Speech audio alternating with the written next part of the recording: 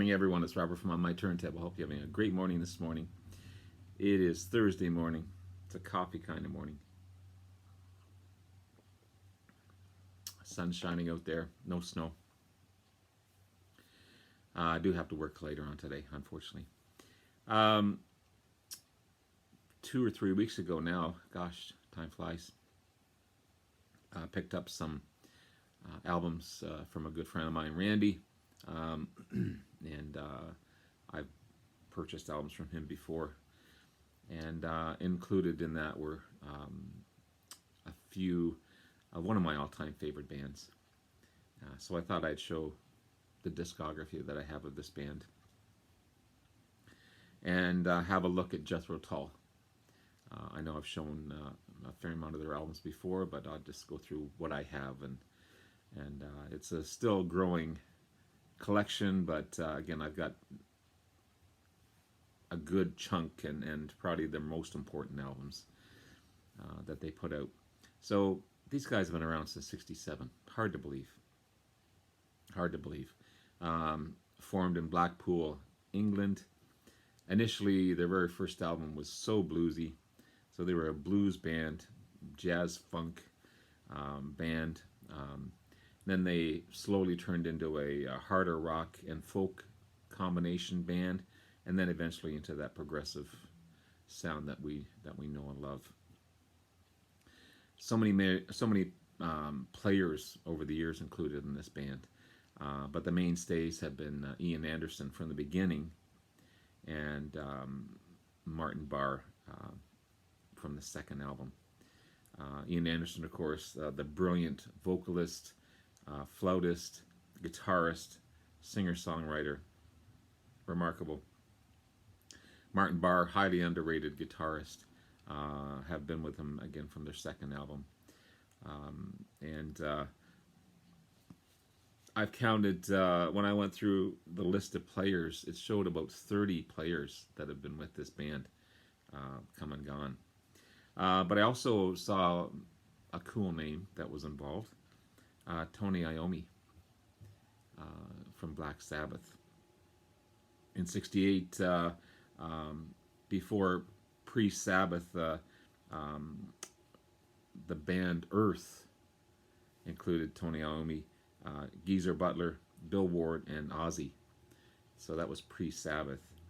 Iommi left the band briefly, went over to Jethro Tull, but only played on a couple of performances. He played on the Rolling Stones Rock and Roll Circus, where the band mimicked their playing, but Ian Anderson sang the actual vocals, and that's what they did back in the day. It was all fake stuff, and also a BBC appearance. But Tony, I think, gratefully and happily that he left, and I'm sure he was happy too. He left and went back to Earth, and then eventually, of course, they turned into Black Sabbath, and the rest is amazing history. So yeah, Tony Iommi was part of Jethro Tull for a small little bit. Same with Don Airey, the great organist, currently with Deep Purple, but he's played with so many people, so many people. He toured with them on 1987's Crest of the Klave tour, but again, he's all over the map. Don Airey, an excellent keyboardist. So I don't have all the Tull albums, but I've got quite a few. So speaking of their original album and their debut album, that's so bluesy. This was 1968 release, off of this cool little box set showing the first 3 albums. It was made for £1,200, this album, back in '68. The only album with Mitch Abrams on guitar, who was a blues-based guitarist. He's just remarkable. He shared the writings with Anderson, and again, melded jazz and blues together. So cool. Um, and features the only song that Ian Anderson didn't sing on any Tull album ever. Mick Abrams sang lead on Move On Alone. It's one of my favorite Tull albums, and so bluesy, as I said.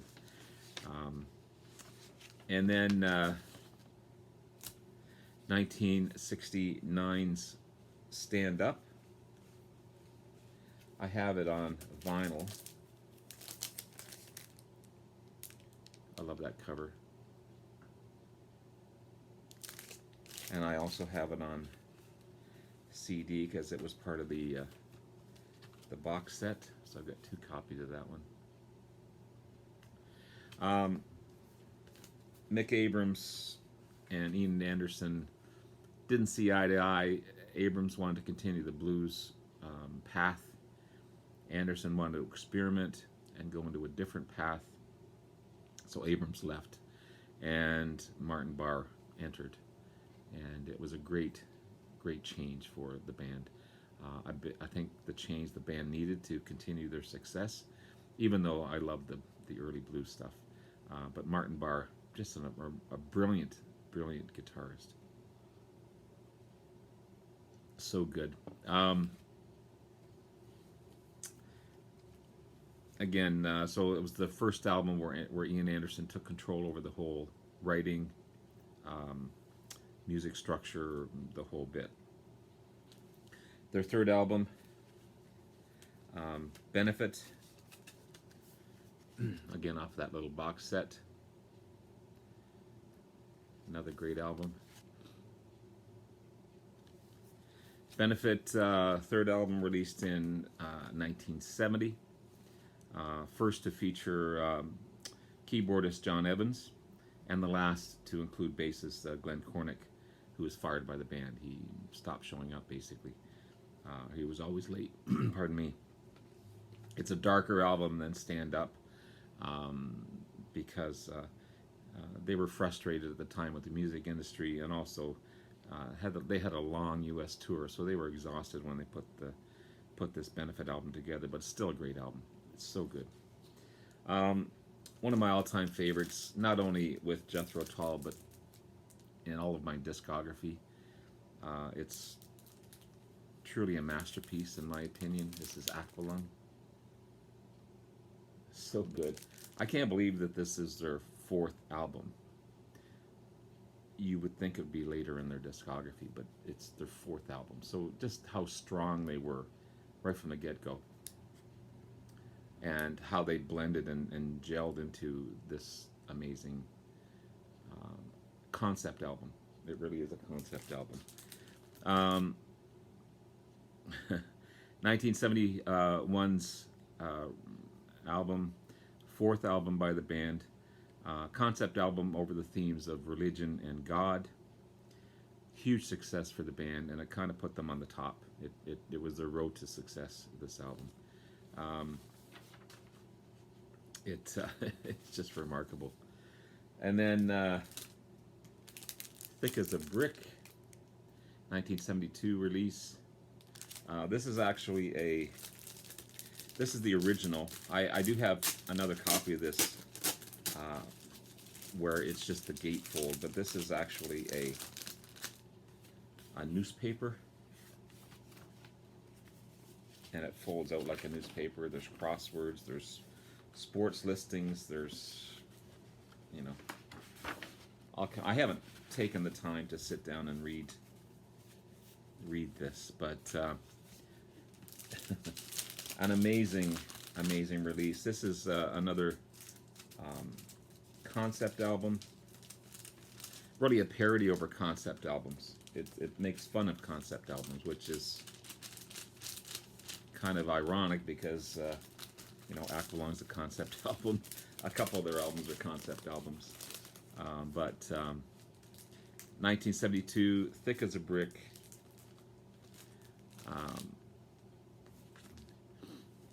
Again, the original, like a newspaper. First to feature drummer Barrymore Barlow to replace drummer Clive Bunker. and it's one of their first truly progressive rock albums. Aqualung had some progressive feels to it, but it was a harder rock and edging sounding album. You know, considering songs like Aqualung and that type of thing. So, amazing album. One of my other favorites, and it has been from the start. So when I first got into Jethro Tull, I had Aqualung and I had this album, War Child. And really, those are the only two albums I had by the band, and that's what I knew them by. And it's an amazing album. It's the ninth release. Sorry, the seventh release.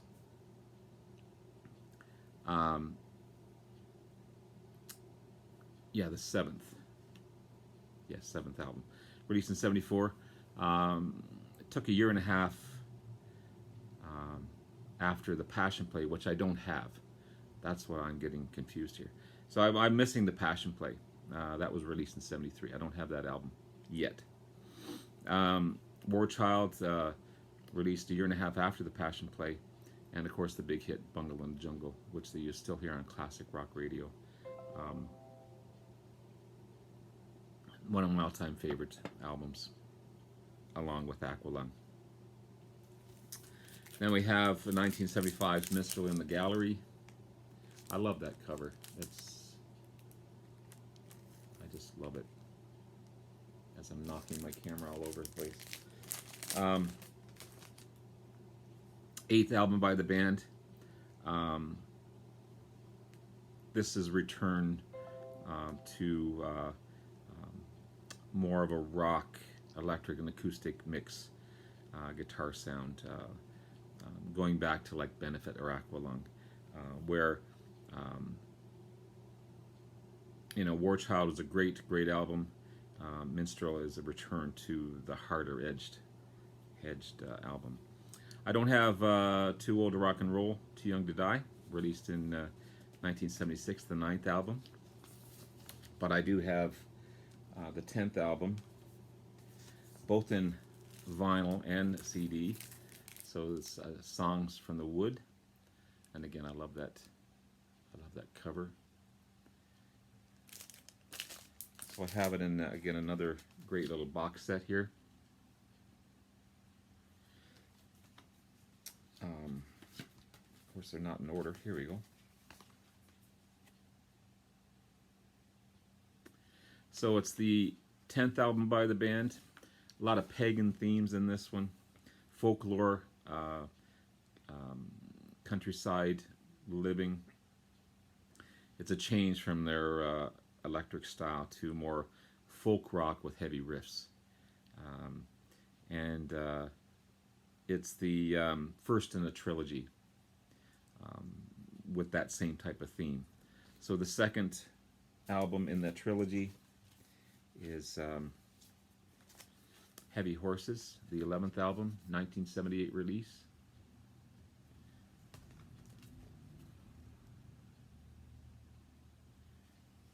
Uh, 11th album by the band, again second in the trio of that British folklore with heavy riffs in it. It's a great combination of folk and progressive rock. And then finally, the third in the trilogy and the 12th album is Stormwatch, which I also have on vinyl. Stormwatch is the 12th album by the band, and again the last of that folk rock trio. But this one deals mostly with environmental issues and the climate, and also seaside living. I love all three of them. I love all their albums, but such a great album. Next is A.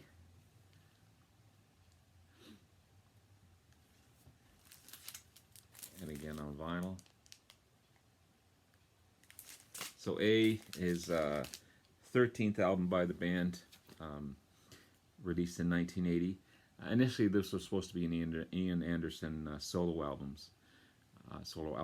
but Chrysalis the label that controlled Tull, wanted the whole band credited. And the reason it was called A, because the tapes that were labeled and recorded for the album were simply listed A for Anderson. It's as simple as that. That's why it's called A. It's a weird title for an album. It's more of a synth sound. A lot of the fans didn't like that sound, but I like it. I think it's a great album on its own. It's a great album. If you compare it to the previous albums, maybe not so much. More lineup changes, but the two main players, again, Anderson and Martin Barre. Some of the band's members left actually because they didn't like the direction this album was going. But if you listen to it on its own and not compare it to the previous 12 albums, it's a great album. And the 14th album by the band, where are you here? Broadsword and the Beast. Again, from that great little box set. Broadsword and the Beast, 82 release, 14th album by the band. It's a mixture of synth and folk. I like this one because it kind of returns to their classic sound. And they kind of redeem themselves, I guess, from A. I don't have the 15th album under wraps, but I'm kind of glad I don't, because it's not the greatest album from what I hear. It's more of a synthesized electronic type of sound. I guess that's a better way to describe it. But I do have the 16th album by the band, Crest of a Knave, Crest of a Knave, released in '87. This is there was a 3-year break between albums under wraps and this one, because Ian Anderson had a major throat infection, and it actually once he recovered, it actually changed his singing style. Under wraps didn't do very well, as it was more of electronic, as I said. But Crest returned to more hard rock, and it became actually a success when they returned. Maybe that break was a good thing that they needed. I'm missing Rock Island, 1985 release, and the 17th album. I'm also missing Catfish Rising, the 18th album, and released in 1991. But I do have Roots to Branches. This is the 19th album, released in 1995. It goes back to more progressive rock, but it also has some Arabic and Indian music influences, which is kind of cool. And then finally, I don't have jtull.com, 20th album, and Jethro Tull's Christmas album, 2003 release. I don't know if I'll get those or not, but I do have a couple of other albums. I have Jethro Tull Live. This is a great release.